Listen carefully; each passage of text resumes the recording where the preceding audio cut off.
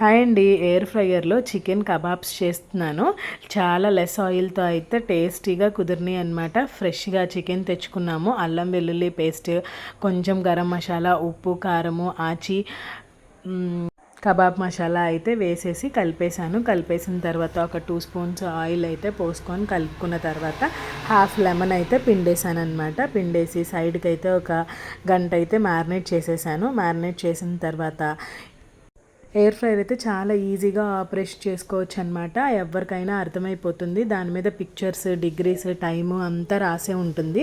నేను కింద butter paper అయితే వేసేసి ఈ చికెన్ అంతా ప్లేస్ చేసుకొని 180 డిగ్రీస్లో 15 మినిట్స్ అయితే పెట్టేసుకొని వన్ సైడ్ అయితే ఇట్లా ఉడికించుకున్నాను. తర్వాత మెల్లిగా ఆయిల్ అయితే ఒక్కొక్క దానికి అప్లై చేస్తున్నారనమాట మా హస్బెండ్. ఇక్కడ కొంచెం ఆయిల్ లేకపోతే మరీ డ్రైగా ఉండడానికి తింటే అంత బాగుండదు అని చెప్పేసి లైట్గా మళ్ళీ ఒక 1 స్పూన్ పడుతుంది ఆయిల్. డ్రై చేసేసి ఇంకా అయిపోయినట్టే అటంతా ఫ్లిప్ చేసుకుంటే మంచిగా ఉడికిపోయినాయి అనమాట. ఇలాంటి మరిన్ని రెసిపీస్ కోసం నా ఛానల్ని సబ్స్క్రైబ్ చేయండి. Thank you.